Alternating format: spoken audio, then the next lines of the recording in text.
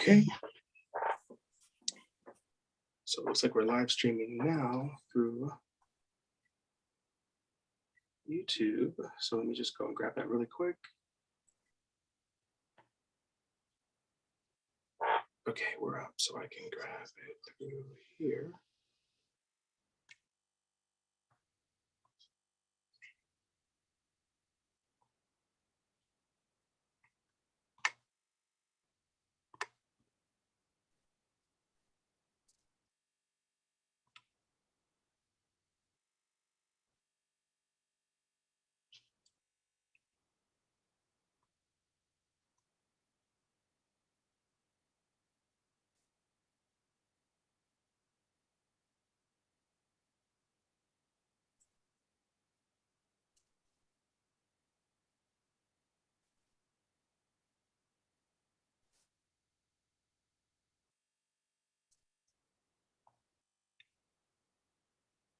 Okay, perfect. So I think we can work it that way.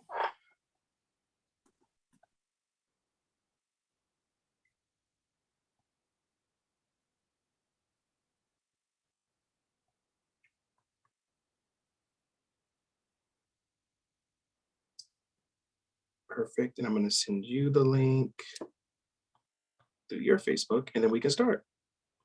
I know and I appreciate your patience. Thanks so much.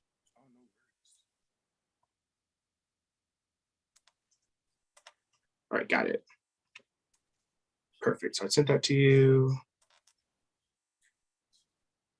Okay.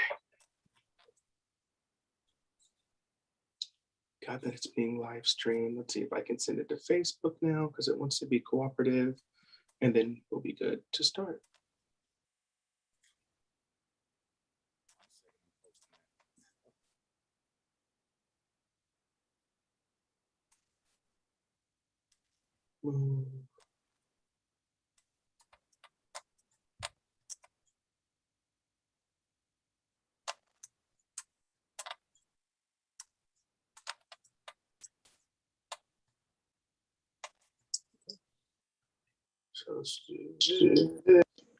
Okay, so give me 1 second. I'll go ahead and I'll record. Now, before I get into, is there anything that just is like off the table that we can't talk about? Okay, I figured, no. But I roll with consent. I appreciate that. Sure, absolutely. And then I can put in the streaming link here. So, okay, now I figured out we can, I think it didn't start up until like 7:30. Okay. Yeah, and I think that's kind of where the barrier's at.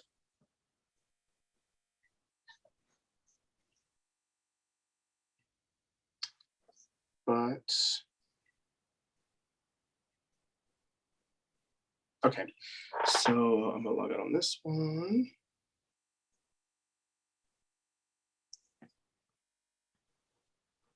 Cool. So,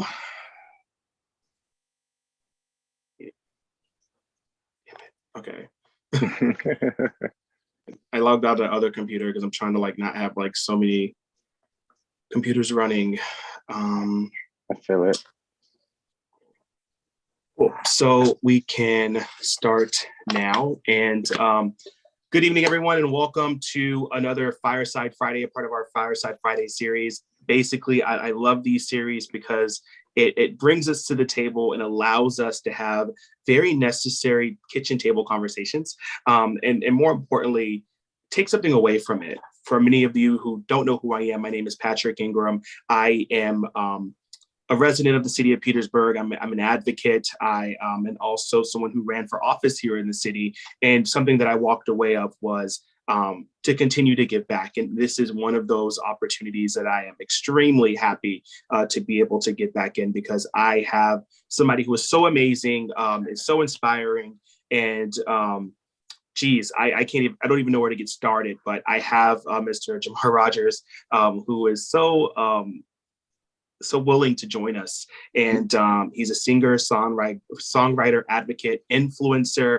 And one thing I loved about looking at his website and doing additional research is that he's an advocate for love.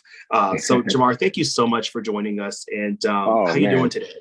Thank you for having me. That was a great introduction. I'm doing great. Doing great. Awesome. So I always love to have a sense of icebreakers. And Okay. like I said, I've done my research. I am probably to some extent the male equivalent of Wendy Williams, but I'm going to tone it down tonight. Okay. But tell us a little bit about, where you're from and currently where you live. Where I'm from, that's a tricky question. I've lived so many places. I was born in New Orleans, but we left when I was 3. So, but I live in LA right now, so LA is home. That's the short answer. That's awesome. And so, what do you like to do for fun? Oh man, I live in my imaginary world, man. Whatever takes me there. So, reading, writing. I love to create anything that allows me to use my imagination. I'm there. So yeah, and I like creating with friends too. So that can be anything from painting to puzzles. Yeah. That's awesome. And so, who or what got you into music? Got you into singing? It's a mixture of my mom and church. Church was a huge foundation when I was growing up. I was born on a Tuesday, and then that Sunday I was in church. So I grew up with church music. In fact, my favorite thing about church was the music. So I learned how to get my voice from that. I learned how to harmonize from church. And then my mom, she always like sang in the choir or on like the worship team. So she would let me come to rehearsals with her, and I'd give her her note. Eventually, I started singing all the time in church. Yeah. That's awesome. And the final question of our lightning round. During COVID-19, many of us took the time to really work on ourselves. What have you been really focused in on working on? Wow, my whole life fundamentally changed during COVID. I fell in love. I moved to LA. I focused on my music. I focused on me. I took up a running habit. I quit smoking cigarettes. Like I changed considerably through the whole COVID thing. I know that it was really a disastrous time for a lot of people, and so I don't want to minimize that. But for me personally, it was a time of like a lot of self growth and learning to be a lot more compassionate with myself.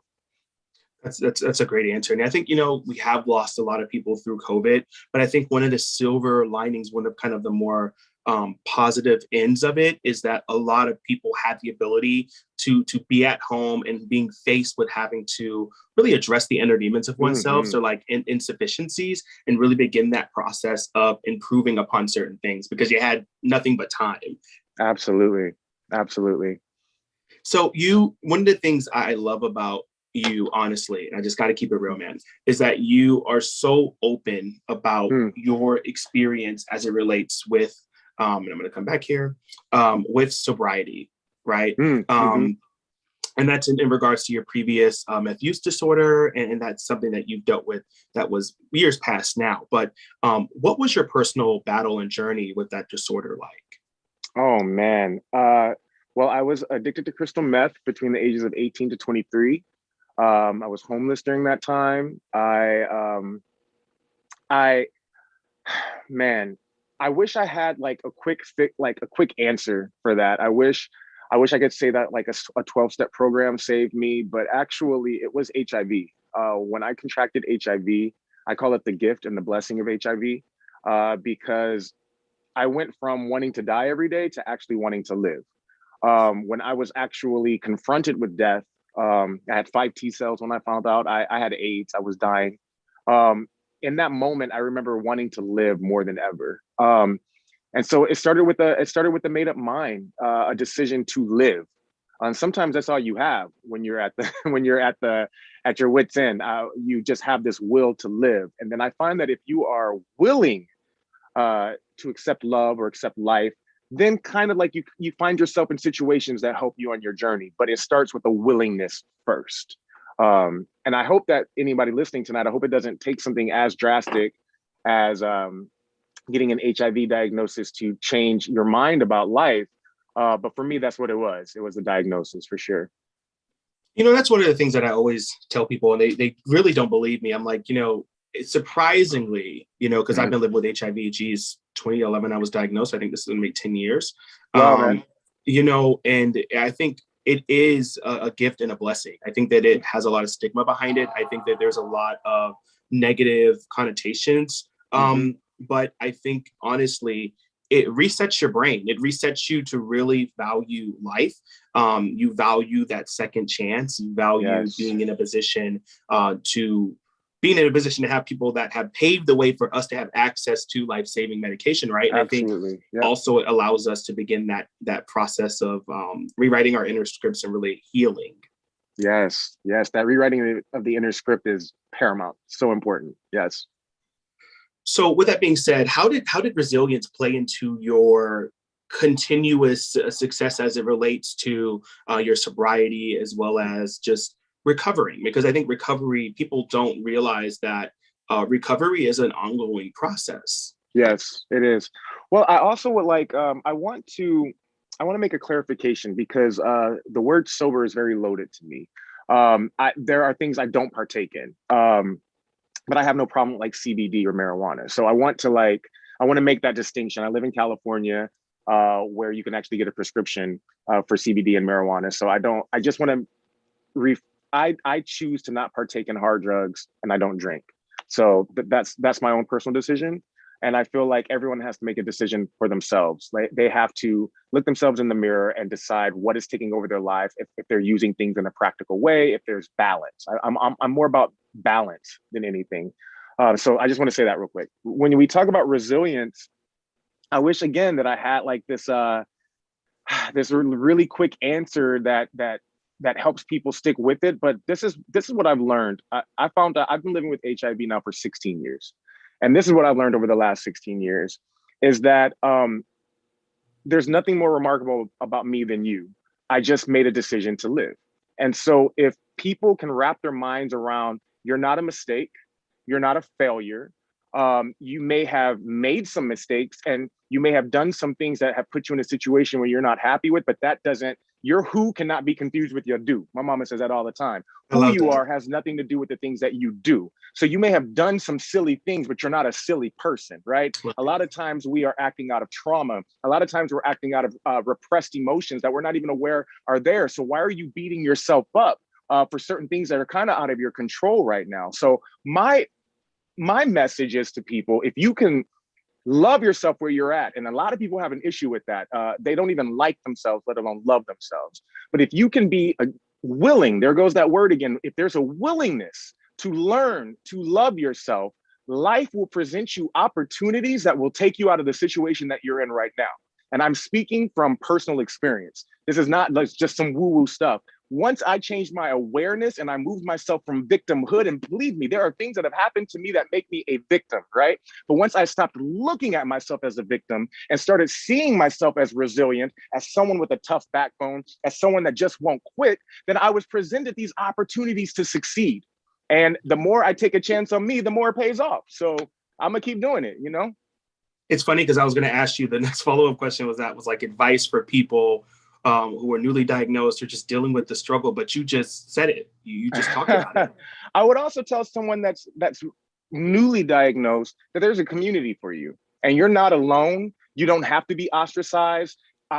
There was a lot of stigma and there still is some stigma within our community, but I'm speaking to you as someone that has been in a healthy, committed relationship with someone almost 2 years that is HIV negative. There are people that will love you. There are people that will accept you. There are people that will support you and cheer you on. But it starts with how you feel about yourself first. So, yeah. I love that. And I'm going to get into that in a minute because I love your love. I absolutely love it. It reminds me of my love and very similar in terms of being in a serodiscordant relationship. But I am going to poke your brain on that too because but I think also one of the things that you mentioned was like, you equals you. And that, that's so important. I think a lot of people, for the folks in Petersburg that aren't aware, you equals you is undetectable, means untransmissible. So if you are living with HIV or talking or dating with someone who is living with HIV and they're virally suppressed, that means they're taking their HIV medication every day, they're following their doctor's orders, and they're reaching what's called viral suppression, undetectable viral load amounts. That means science has proven that HIV essentially can't be transmitted. It can't. And so you equals you is so critical, and it is possible for someone who's negative and doesn't have HIV to be in a relationship and be intimate with someone who is living with HIV. Absolutely. So that's an important piece. Yeah. But Yeah. I'm gonna get into your history. So you were a Okay. contestant on season 8 of American Idol. Yes, You I was. rounded out in the top 36, and I Wow. You know did do that your doing. research. I look. I'm not. I'm honored by this presence. I'm going to do my research. So I am really curious because I know that one of the things that I learned by watching a lot of your interviews and just really talking with you and just really watching your TikTok videos is that um, you had a very turbulent past, like you've gone through a lot, and that has transformed you into the person that you are today. But what was that experience like on being on American Idol? Because I know there's a lot of things that we see on television as viewers that may not be the actual experience. So American Idol was tough for me because I wasn't out with my HIV status at the time, and it was like my dirty little secret, and I didn't want anyone to know. So I would like wait until after my roommate in the hotel room would go to sleep before I take my meds. Like it was just a lot. I also didn't understand at that time the significance of having a story on reality TV. And so I think that I didn't make it far because I wasn't willing to be authentic about my story. However, if you fast forward 3 years, then I'm on The Voice and I became a semifinalist. And it's because I decided to share. Well, it's not just because I decided to share my story. A part of that had to do. I mean, I sing and I sing pretty well. So I mean, I'm not gonna just act like it was just my story. But because I was willing to be honest about living with HIV, that's what actually gave me a career. And that's what actually got me to travel the world. That's where I got my record deal. It was because I was honest. And so that's another thing I want to encourage people. Sometimes when it comes to like telling your truth, um, it's the scariest thing in the world. You know, we have this story in our mind that people are going to leave us and they're not going to love us if we tell our truth. But if you will decide to stand in your truth and tell the truth, I promise you, doors will open for you that you could have never even imagined. I mean, I've done I won't go. I've done some really cool things, and it all started because I decided to tell my most embarrassing secret at the time. You know, and I put that in quotes because HIV is nothing to be embarrassed of. Again, I will reiterate, it has been such a gift to me. It has given me so much life, compassion, and understanding and perspective. So I appreciate you sharing that. And so, you're just on track. You're just following kind of my guide that I have. But we're in what's sync, bro. We're in sync. we're on the same wavelength, and I love it. And so you talk about the coolest thing, and I want to go into it. What was so far in your career? What has been your greatest success or greatest highlight so far in your life? Wow. I think two things. One would be my South Africa tour. I was invited to South Africa on like a 13-day tour, and I didn't know that they were fans of The Voice like that. I was treated like like royalty there. But not only that, I was able to give talks in South Africa, and for a country that's been so affected by HIV and AIDS, they don't talk about it.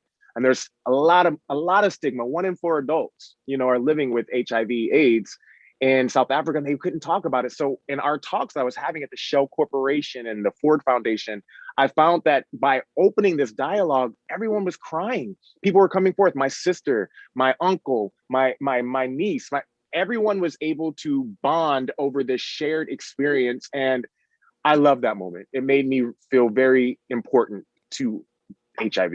And then I think that the other thing that's been one of my greatest achievements is what I just released a week ago. And it's a great song and I'm really proud of it. But it's the mere fact that I faced a lot of challenges in the middle of working on this song called Flow. And I didn't give up. And in the past, I've given up for far less. I have quit so many times because I didn't believe in myself. But now I have this drive and this zeal and belief in myself that pushed me to the end. And I'm getting a really great response from it. So I'm so glad. So yeah, that's been a crowning moment of mine. Yeah. And if Flow came out a couple of weeks ago, your music video Last dropped Friday. last Friday. It feels the like song. forever. I know. And then the video came out yesterday. Yesterday. Yeah. And so I was thinking it was coming out today. And then I was like at work trying to wrap things up. And I see like posting at noon. I'm like, wait a minute. Really? Seriously? So like, okay, so I jump on, I'm watching this video. I've watched it like 10 other times since. What was your inspiration behind that single, but also the music video? Wow, that single was written from personal experience. So it was in therapy that I learned that I have something called an anxious attachment style. I wasn't even aware of what attachment styles are, but it's how you attach yourself in relationships, friendships, romantic relationships, and a lot of it is from childhood trauma, how we relate in our adult lives, right? And so because of childhood trauma and being like, you know, having some emotional neglect, being sexually abused, I have not had good looking relationships. And guess what? I've been the culprit. I'm the one that has had narcissistic tendencies. I'm the one that has attracted other narcissists. So when I met James, he almost seemed too good to be true. I had already been on this journey of loving myself and accepting myself. And so when I met him, I was like, okay, what's wrong with you? You seem like too perfect. And so I almost self-sabotaged in the beginning. I almost pushed him away because there was a part of me that didn't feel like I deserved to be loved. And so that's what the song is about. The song is about wanting someone to be close, but then when they get close, wanting to push them away because it gets scary, and then just learning that love just needs to flow. You know, you can't dictate where love goes. You can't dictate how you fall in love, but what you can decide to do is to flow with the love. And since I decided to flow with the love, this has been the most healthy, most beautiful relationship I've ever been in. I feel seen, I feel valued. There's consistency, there's openness, there's communication, there's intimacy. We're monogamous. Like what? Like Right. it's just like it's like it is healthy. It is possible to engage in something healthy once you believe you deserve it. And so that's what the song is about, you know, letting love flow. So, and I think that's absolutely beautiful. And, you know, for me, especially COVID brought my marriage to my husband. It made it tighter. And I don't know if it's because seeing your significant other every single day, but it was like through normality of just going to work and kind of going through the flows of life, there was a separation, but seeing each other and spending more time and connecting really, again, I know a lot of people either made it or just broke up during COVID. Yep. But what was that process for you throughout a global pandemic? How was that process of being with your significant other and just really working on your relationship? Well, it was COVID that made me pay attention and not run. So I met James months before COVID, but we started dating at the beginning of COVID. And normally I would have ran. I would have figured out some way to push him away. But I had known someone that had just died of COVID. And then I had another friend who had a massive heart attack, and James's little brother died suddenly. And it was a lot of death in a short amount of time. And it made me realize that here's a man that is showing me love now, here, today. And I keep pushing him away for what? Why am I doing that? Like, why don't I give this a chance? So it was COVID and seeing mortality, the end of our mortality so close, that made me go, you know what? If I die tomorrow, I want to at least say that I experienced the true love. And so through that process, we quarantined together for 2 weeks in the beginning. And then I went home and we stayed in touch, and I ended up moving to LA to be closer to him because I was in San Diego at the time. And so we traveled to Mexico. We went to New York, and flights were really cheap during COVID. And so we just, we went and traveled, and we got really, really close. But if COVID hadn't happened, I don't know if I would have given this love a chance, if I'm being quite honest. Yeah. And, and it's been, like I said earlier, it's a silver lining. COVID has been extremely devastating to every single person, without a doubt. But I think it's also been a blessing to all of us as well. It has provided clarity. It's provided perspective, like I said before, for us to really reflect and grow ourselves, mature and really develop. So how was that process for you? I know that, because it's, for me, even the work that I've done in the field of HIV and in public health, I've been completely open about it. You can, and either with you can also Google your name and you'll see it pop up. So how was that process of really disclosing your status to James? And how did that process in terms of being in a serodiscordant relationship develop? Well, James is just a beautiful human being. I was fortunate because he knew me from The Voice. We met at one of my shows. I had a show in LA, and he was at my show because he saw me on The Voice. So he already knew about my status. What's so great about him, 2 years before we ever met, he started volunteering at a place in LA called Staying Alive. And so just because he's just a sweet person like that, and he wanted to know about HIV. So he went and got educated. So he came into the relationship very, very educated. He had no issue. We talked about PrEP. We talked about all of the different options that were presented to us as being in a couple where he's negative. So it really wasn't a challenging conversation. We had one conversation about it in the beginning, and it's a non-issue. It's something that we never talk about. I have a set of meds at his house that I keep over there for when I spend the night. He's just wonderful. Yeah, like he never, and I don't even think about it. He never brings it up. It's not something he holds over my head. It's a very safe place. But I will say that not every relationship was like that. I have worked to this point. I have been in relationships where it was held against me, where it was used as a tool to make me stay, where it was used as a threat that they would out me to everyone. So like I've been in these scary situations. And I think that the reason it was different with James, again, is because I changed my self-narrative. When I was stuck in these situations where guys were threatening me, at that time, I wasn't proud of myself. I wasn't proud of the skin that I was in. So I attracted men that made me feel shame about myself. Once I started standing in my power and saying, you know what, life isn't happening to me, life is happening, and how I respond makes all the difference. Once I started subscribing to that, then I attracted James into my life, who reflected back at me what I feel about myself, which is I'm pretty damn great. And I can't believe I ever questioned my greatness. So if you're watching tonight and you are questioning your greatness, you're questioning why you're on this planet or what your purpose is, let me let you know that there is a purpose for you, okay? That you are great. If you need a reminder, I love you. I don't have to know you to love you, to let you know that you're not done on this planet. The fact that you're still here lets me know that your story's not done. So the quicker you embrace it is the quicker you'll start to enjoy your life. I'm telling you, I have to say, I love your love. I love being, able to view it on TikTok and your social media. But I really want to let you know that I have, by getting to know you, I feel like you've always been a friend in my head. Always been a friend in my head. I feel like, again, same wavelength. And I love you. You're just such an amazing human. Yeah. You are you're inspiring.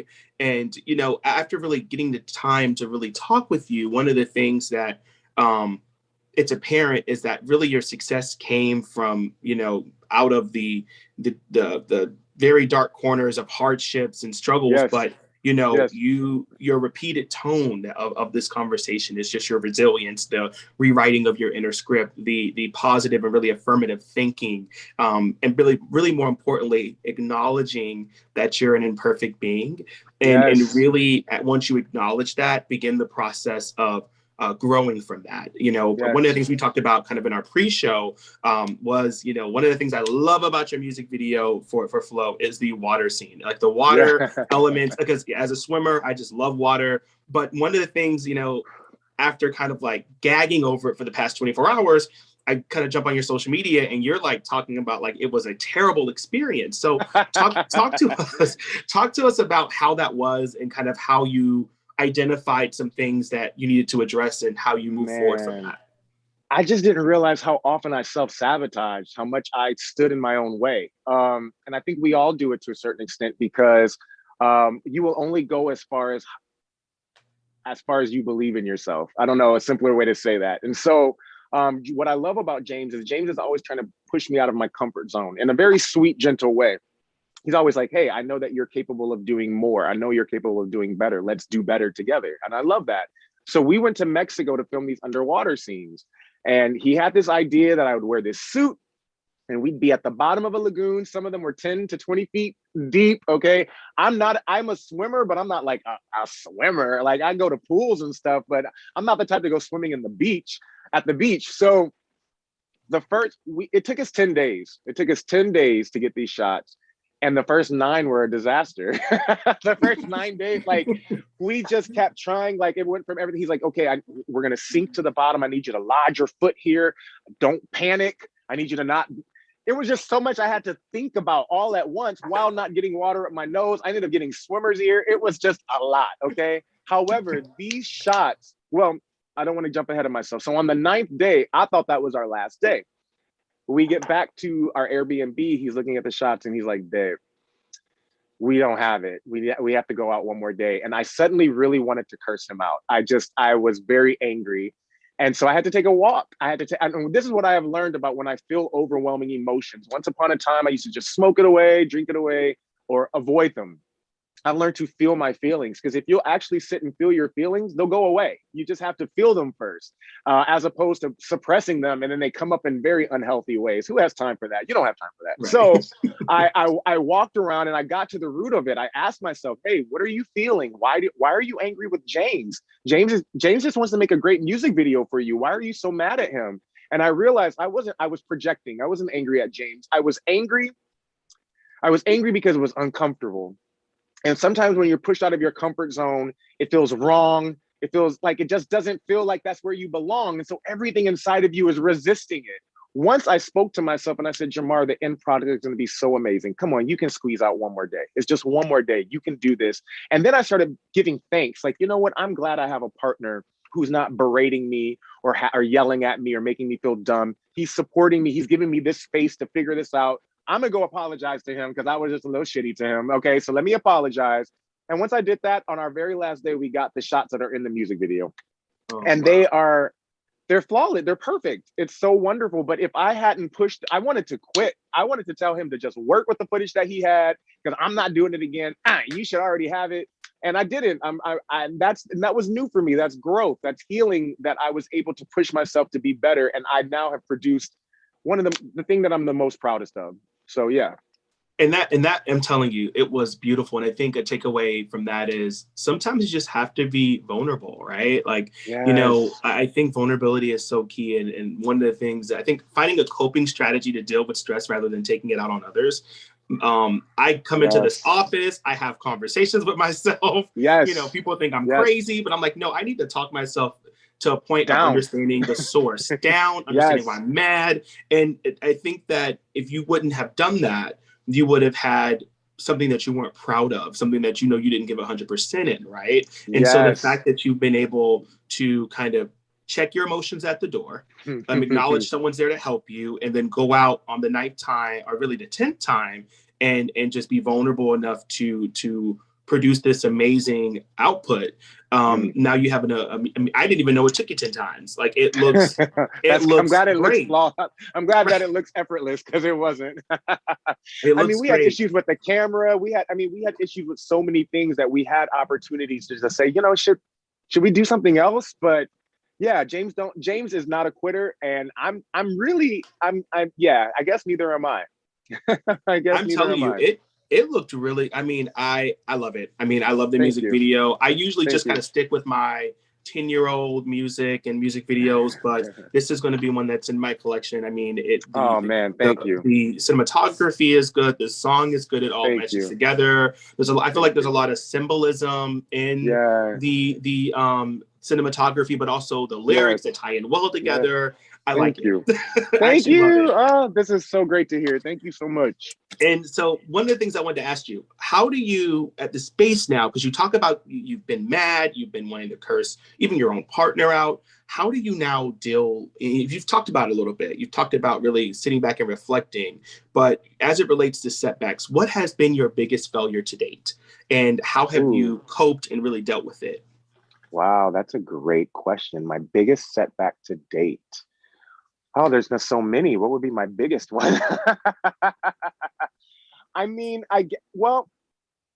okay. So there was I admitted to the ICU back in 2014. I had been on The Voice after this, and it's actually when I got back from South Africa.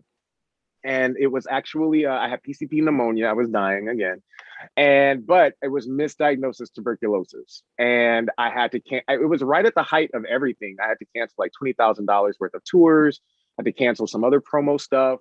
And then I was locked in a TV ward in the hospital for 40 days, for 40 long days. And I talk about having to face yourself. I had no choice but to face myself and be with myself. And at that time, I wasn't loving myself very much. I felt like I was a sinner, and that's probably why I ended up in this prison-like state. And I didn't know what I had done to deserve to be locked away for 40 days. But you know what I did? I started writing music in there. I started finding ways to make the time better. And I wish I knew then what I know now. And so I can share what I know now that has helped me in situations that feel hopeless, right? Focusing on your breath. I know this is something that is free. This is something that you can access today. I find that if I get stressed out in traffic, if I get stressed out waiting in line at the grocery store, I start counting my breath. I breathe in for 4, I hold it for 4, I breathe out for 6. You cannot be mad while you're counting your breath. It makes you present. You can't worry. You can't be in anxiety if you're 1, 2, 3, 4. You do that 10 times in a row, you are literally calming your nervous system down. And a lot of times our nervous system is stuck in a perpetual state of fight or flight. Again, that's from childhood. Again, that's from this trauma that's unresolved within us. And then we think that we're messed up people, but there are coping tools that you can help that calm the amygdala down in our brains. The amygdala is the part of your brain that gets offended and wants to react right away. But if you can learn to take a moment, breathe. I'll ask myself a question when I journal. What am I feeling? I feel like, boop. I feel like cursing this person out. I feel like doing this. Why do I feel this way? If you can foster some sort of relationship with yourself where you're talking to yourself, where you're counting your breath, where you're treating yourself well, whether it be a walk, a 15-minute walk, something that lets you know, your inner child know that you're going to be there for them, I promise you the circumstances in your life will change because now you're starting to show up for you. And when you don't show up for you, life will send you all these situations that reflect that back at you. They will send you people that abuse you. It will send you a job that craps on you and takes advantage of you. But once you start to stand in your power, spend time with yourself, understand your triggers, then you are not going to be in situations where you're taken advantage of anymore because you've learned how to set boundaries. So yeah, that's helped a lot. Yeah. Boundaries are so important. I feel like tests are always brought to you until you can successfully resolve them and really, like you said, stand in your power and your truth and be able to successfully navigate them.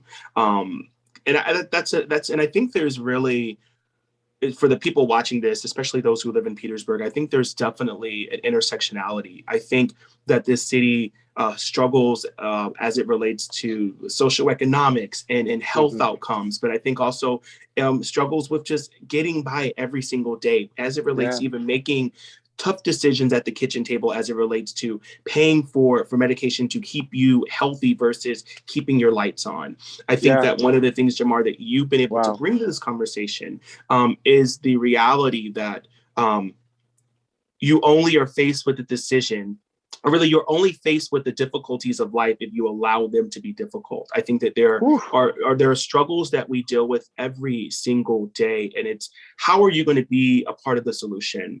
How are you going to be the solution for yourself? I think a lot of times, even I think myself, none of us are perfect. I think so many times we revert back to very kind of basic tendencies of wanting to blame others. Rather than taking accountability and stock in terms of how we may have contributed to that problem. I think that so many times that we want to be the victim when we have to really cut that thinking out and think, how have I placed myself in a position, right, of being faced with this extreme situation or feeling like I'm vulnerable, but really embracing vulnerability on the flip side, to be comfortable enough to be uncomfortable, to be able to I think one of the things, especially like learning a new language, we're in a position where you're afraid to fail. You're afraid to say something or look stupid. And I think sometimes you're not going to be able to really learn or take away something unless you do look stupid, unless you do fall on your face. Well, yes. And so I think for the people of the city, watching this tonight, the takeaway is you can only be as much of a solution as you are able to get really uncomfortable, really rewrite the inner scripts, really be a part of the solution.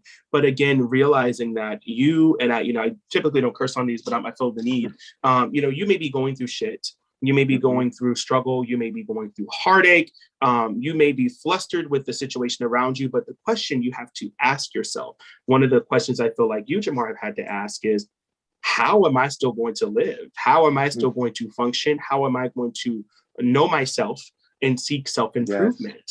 Yes. And I think that that's for many who watch this today, tomorrow, or years from now, that's something that it's so critical that you have to take stock in, because none of us are perfect. We are so imperfect. And I think one of the things that you, even as you were filming this, and I know that wasn't but a few months ago, but that process, you were still faced with having to check your attitude, having to check, the reality of people, a support structure around you that embraces and loves you. And I think that so many times we get our back against the wall and we get into, like you said, a fight or flight, and we forget to just take a deep breath, really take some stock in, or take some time in assessing the situation around us, to ensure that we're not sabotaging ourselves, sabotaging our relationships, but more importantly, sabotaging a team that's there, that loves you and embraces you for who you are and want to see you succeed. How many, when you talked about self-sabotage, it makes me think, how many times have I done that in relationships? How many times have people done it just to get out of a friendship because they are upset at something they think, they kind of, throw something at you like, oh, you were wrong for that. But how do you not know that that was somebody else's situation because of their vulnerability issues, or their own inner demons that they're struggling with at that moment? So you provide a lot of perspective. Even now, my brain is like turning like, Jesus, like this is like a therapy self-sabotage. Self-sabotage is so sneaky because it doesn't show up in ways that you think. It's because it's literally your body trying to protect you because it's afraid of the unknown, right? So it can come off as fear of success and fear of failure. It can come off as procrastination. You know that you should apply for this scholarship that will change your life, but I'll get to it tomorrow. But if you really believed in yourself, you get to it right now. You know what I'm saying? There are so many times that we do things because we don't ultimately believe we deserve it. And so if you're listening or watching this evening, I'm sure that there have been lots of things to you that qualify you as a victim. I don't want to act as though if you were abused as a child, I'm not saying that was your fault. Okay. A lot of people have faced traumatic experiences during childhood, which means that you have traumatic people raising traumatic people. Our parents have been traumatized. Our grandparents were traumatized. So it is your responsibility how you're going to heal from that trauma. I'm not saying that the trauma was your fault, but you can't keep perpetrating that trauma to other people as you grow up. You can't beat your child because you were beat. You understand? At some point, you have to take personal responsibility to say, I deserve a good life. I deserve to have a better life than my mom and my dad did. Maybe they didn't get it right. I'm not going to do the same exact thing that they did. And sometimes that comes through therapy. And maybe, Patrick, you can talk to me about how social services work with therapy in your city. Because I was fortunate enough to live in big cities like New York and LA, where I was able to get free therapy.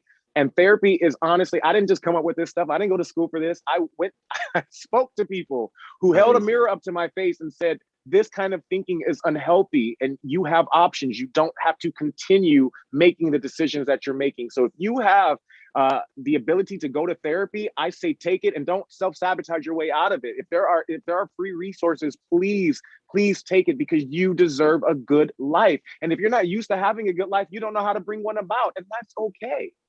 But you can learn.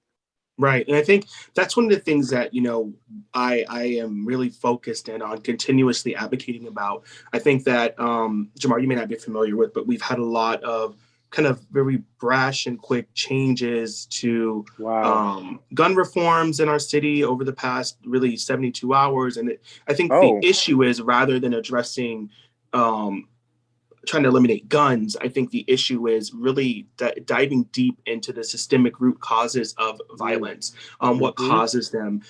Do we have enough resources to address, like you said, traumas and helping people rewrite their inner scripts, and really just overall holistic programming and interventions to really address the root cause that creates violence, right? And really also doing the studies and getting the data to be able to kind of really tailor interventions and attempts to rewrite those scripts successfully.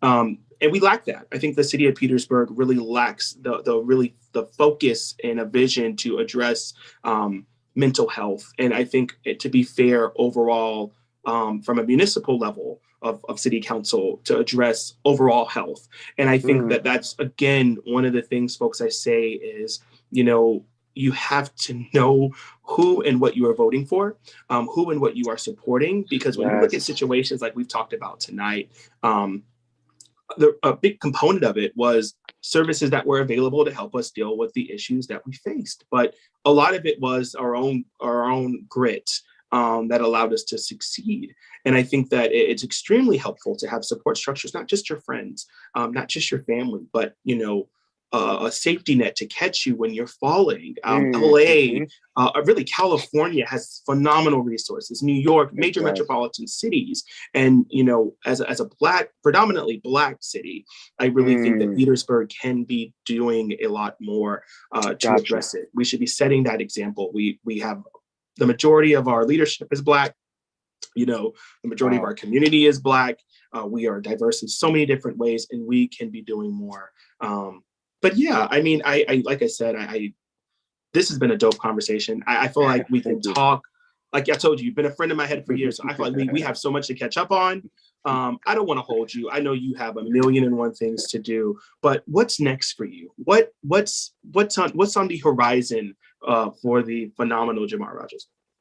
Well, I've linked up with some amazing songwriters here, so I'm going to keep creating. I'm already working on my next single, which is going to be about grief. Here we go. We got to come back. We're going to have to come back and talk some more. I've decided I want to make music that makes people feel, and that means me being completely honest about learning how to let my emotions out. So, yeah, that's, I think, and then just taking it one day at a time. I don't have to have it all figured out right now. I know that if I keep following my bliss, follow the things that make my heart jump, I will end up in conversations and situations like this, like I had with you. I followed my bliss. You invited me. My heart was like, I want to talk to him. And here we are. And this has been a beautiful experience. So I just hope that anyone listening tonight, I hope that they know that they are worthy of good things. I will hammer it into your head. You are worthy of good things. There is nothing that you have ever done that disqualifies you from having a good life. So yeah, that's it. That's beautiful. And I really do hope that we can, you know, leave COVID and maybe we can get you here in the city, maybe do a jazz fest or a music fest. That'd be great. I will advocate for that to happen, because it would be an amazing experience to have you come and really experience the hospitality that the city has to offer. But I think also share your music, and again, like you said, I think this song and all of your other music has been so inspiring. It's been, you know, a lot of it you, as a gay Black man, I can relate to, especially as it relates to my life. I think there's a lot of things that I connect with. Like I said, we're just on the same wavelength. But I appreciate you coming on this evening and joining. And I really, if you're down, I would love to have you back. Yes. I would love to. Yes. I appreciate that. And maybe we can even next time get maybe some engagement with others. I would really love to. Yeah, that'd be awesome. Yeah, that'd be great. Let's do it. I appreciate you. Again, I will definitely be in touch. I'll reach out to you after this, and that way we can debrief. But thank you so much for joining us. Thank you. Thank you for having me. Take care. Have a good evening. You too. You too. Bye now. Bye-bye. So, folks, that was amazing. That was the phenomenal Jamar Rogers. Like I just took a risk. I reached out to him and I said, hey, do you mind coming on my Fireside Friday? I kind of explained what it was about. And he was so willing and really so vulnerable, but really so friendly and kind enough to come on and engage. This is a person that could be anywhere, but on this, you know, Petersburg live event to really talk about kitchen table issues, and he really talked about these issues this evening. And it's again, it's a blessing to have someone of his caliber join us, and I look forward to bringing him back. Resilience. You know, I talked early on about living with HIV for getting ready to go on 10 years. He talked about living with HIV for 16 years. Resilience is the recipe for success. In life, we are faced with things that situations and moments of trauma, moments of success, and moments of failure, but it's your resiliency and your mindset that really set you on a trajectory of moving past it, but moving past it successfully. Resiliency is so vital in life. It really can make or break you. So many times we want to blame others or really put blame to areas where it should be really redirected to self. Resilience allows you to take that criticism, really take that feedback, and be in a position to move forward successfully. This city is so great. The city of Petersburg is phenomenal. I have been here for 2 years, and I'm blessed to continue to be able to contribute to this city. And I will continue to do so as long as I can. But I must be honest with you. I have just graduated with my master's. I have been working on that for about 2.5 years. And I am in the process of rediscovering myself as well. So I will be taking some time off from being present in the city consistently, really advocating in the capacity that you're used to seeing me in. And I'll be focused on really rewriting my inner script. I look forward to continuing and really starting back up my YouTube channel. And I continuously hope to have future Fireside Friday events to be able to bring, special guests in and necessary conversations in around the issues that matter the most. But the issue right now that's really pressing is the issue of my own mental psyche. So I'll be taking some time off, but I'll still be around. I'll still be abreast of the situation, available for help, willing and able to support community in any capacity that I can. I love this city. I have every intention of continuing to be in this city. But as I said, sometimes you have to come to a point of really being honest with yourself. And I would be disingenuous if I would tell you that I am 100% right now. So I will be taking some time off, but I hope that in next month's Fireside Friday chat, I can bring on someone else to engage or have a conversation or topic that is really relative to the things that we're facing today. It has been a tremendous opportunity. I feel like it's an opportunity of a lifetime to have Jamar Rogers join us this evening. It's an opportunity of a lifetime to be able to come to you in different capacities of Facebook Live and throughout the city when I do show up. It's been a tremendous blessing, and I find it as a tremendous privilege to be able to be in the same space as you every single day. I look forward to continuing the work. I look forward to continuing to inspire and motivate and empower. And I really look forward to other successes and other avenues. One of the things I want to talk about before we leave is COVID-19. That was a continuous theme in our conversation tonight. It is still real.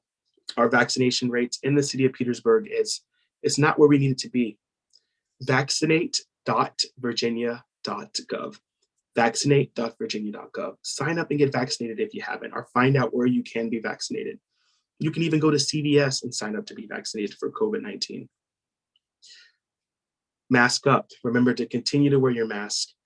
Socially distance, although we're not doing that as much now. Remember, we got to take it seriously. So if you can, try to take steps to protect yourself, like social distancing. And as always, you should be washing your hands as frequently as possible.